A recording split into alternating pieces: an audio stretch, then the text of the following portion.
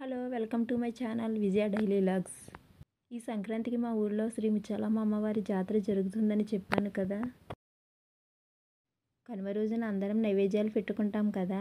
ఆ రోజున మా అక్క వాళ్ళు అమ్మవారికి మేకపోతును వేస్తున్నారు. మేకపోతును గుడి దగ్గరికి తీసుకువెళ్ళడానికి పసుపై రాస్తుంది మా అక్క.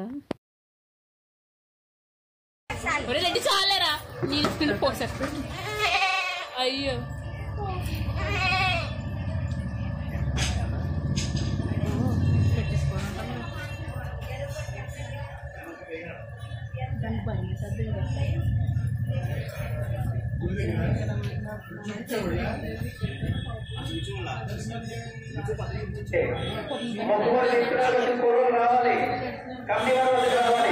అలాగే మా గ్రామ నాయకులు కూడా వచ్చేదండి. మొక్కుబడి తీర్చే రోజులు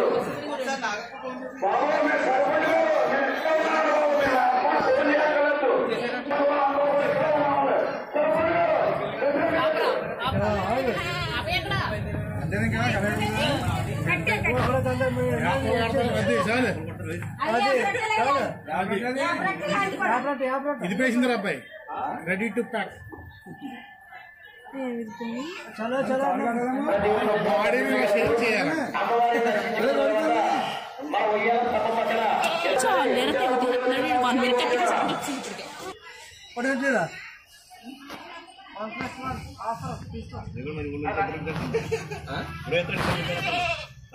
భక్తులకు మనవి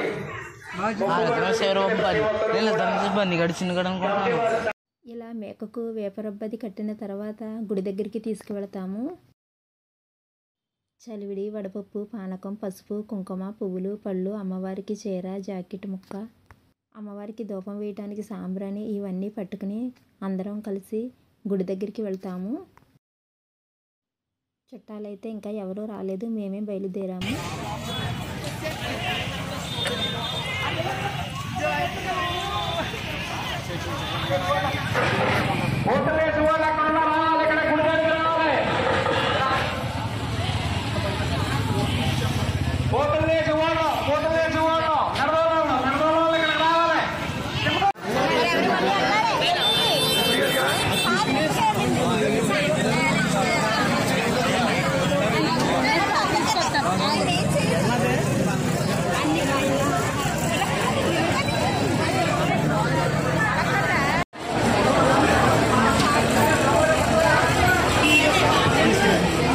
ఇంటి పక్కనే మేమైతే గుడికి వచ్చేసాము. గుడి దగ్గర అయితే చాలా జనం ఉన్నారు. అందరూ కూడా మేకపోతులను పట్టుకుని గుడికి వస్తున్నారు.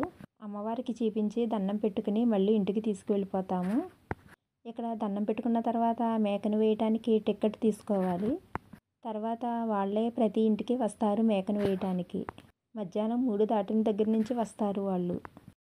నైవేద్యాలంటే ప్రతి ఒక్కరు కోడిని కోసుకుంటారు. అమ్మవారికి మొక్కుకున్న వాళ్ళైతే మేకపోతును వేసుకుంటారు. ఈసారి అయితే చాలామంది జాతరకు మేకలనే వేసుకుంటున్నారు. గుడి దగ్గర అయితే దర్శనానికి వచ్చిన వాళ్ళు, మేకపోతుల్ని తీసుకుని దండం పెట్టుకోవటానికి వచ్చిన వాళ్ళు చాలామంది ఉన్నారు.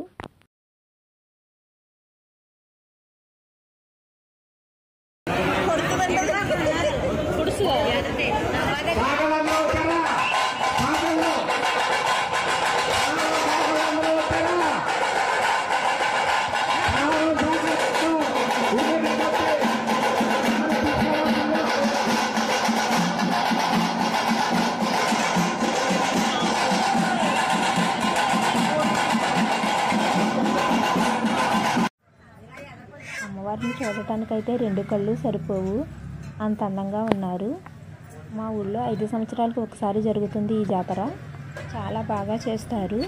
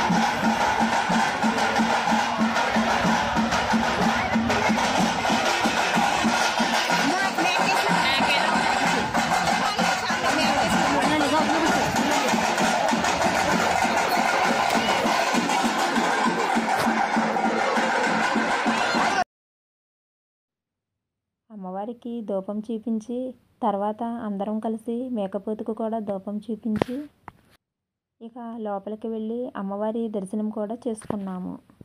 గుడిలో చాలా జనం ఉండడం వల్ల కొద్దిగా లేట్ అయింది. ఊరిలో భక్తులందరూ కలిసి చందాలు వేసుకుని అమ్మవారికి కిరీటం చేయించారు. ఆ ముత్యాలమ్మ తల్లి ఎంత బాగా చేయించుకుంటుందో భక్తులందరి చేత ఈ వేడుక. ఆ అమ్మ దయ అందరి మీద ఉండాలని, ఎల్లప్పుడూ అందరినీ చల్లగా చూడాలని కోరుకుందాం.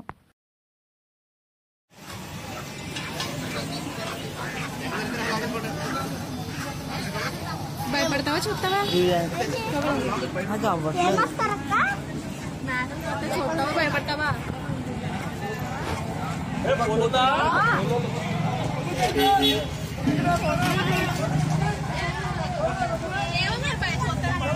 చూస్తావా భయపడతావా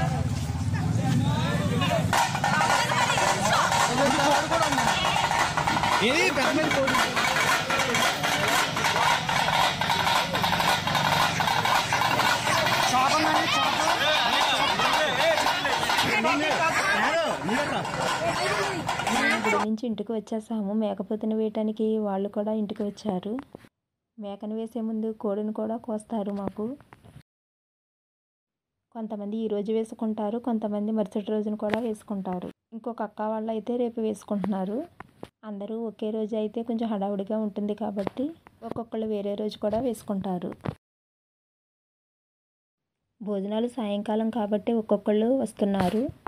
మా ఊరి పద్ధతి ఏమిటంటే ఇక్కడ అమ్మవారికి నైవేద్యాలు సాయంకాలం ఇస్తారు. అలాగే మేకపోతులను కూడా సాయంత్రమే వేస్తారు.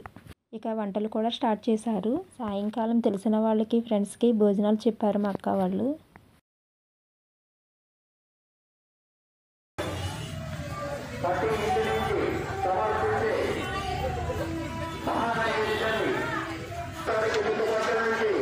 అనేక మంది భక్తులు అందరూ వరుస క్రమంలో వచ్చి అందరూ చేరుకున్నాకే ఈ యొక్క కుంభపుష్కరం ప్రారంభిద్దాం. దయచేసి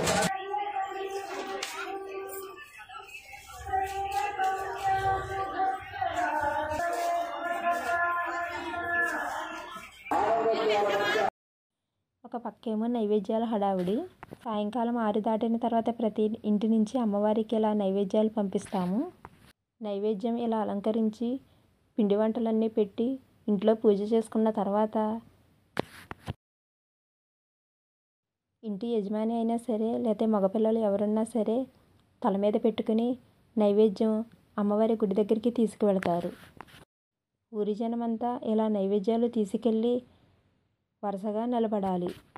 ఊరంతా తీసుకెళ్ళిన తర్వాత అమ్మవారికి అత్తింటివారు, పుట్టింటివారు ఉంటారు. వాళ్ళు కూడా నైవేద్యాలతో మేకపోతులను కూడా తీసుకొస్తారు గుడి దగ్గరికి. ముందు వాళ్ళ నైవేద్యాలు తీసుకుని మేకపోతుని వేసిన తర్వాత ఊళ్ళో ఉన్న అన్ని నైవేద్యాలు ఒక్కొక్కటిగా తీసుకుంటారు. ఈ నైవేద్యాలన్నీ తీసుకుని గుడి ముందు ఒక కుంభంలా పోస్తారు. చూడటానికైతే చాలా బాగుంటుంది. తీర్థంలా ఉంటారు జనం. చుట్టుపక్కల వాళ్ళందరూ చూడటానికి వస్తారు. ఆ వీడియో మన ఛానల్లో కూడా పెట్టాను. చూడకపోతే ఒకసారి చూడండి. ఇది మా ఊరి పద్ధతి. మీరైతే ఎక్కడా చూసి ఉండరు. ఇలా నైవేద్యాలన్నీ తీసేసుకున్న తర్వాత ఒక కుంభంలా పోసి గుడికి తాళం వేసేస్తారు. మరుసటి రోజు వరకు జనాన్ని అటు రానివ్వకుండా ఏదైనా అడ్డుకట్టేస్తారు. ఎందుకంటే అమ్మవారు అక్కా చెల్లెళ్ళని అందరినీ పిలుచుకుని, అదే దేవతలందరినీ పిలుచుకుని భోజనాలు పెట్టుకుంటుందని పెద్దవాళ్ళు చెబుతారు. మీరు ఎప్పుడైనా ఇటు వస్తే ఒకసారి అమ్మవారిని దర్శించుకుని వెళ్ళండి. ఇంటి దగ్గర వంటలు కూడా అయిపోయాయి. భోజనాలు రెడీ చేస్తున్నారు. ఈ వీడియో మీకు నచ్చితే ఒక లైక్ చేయండి.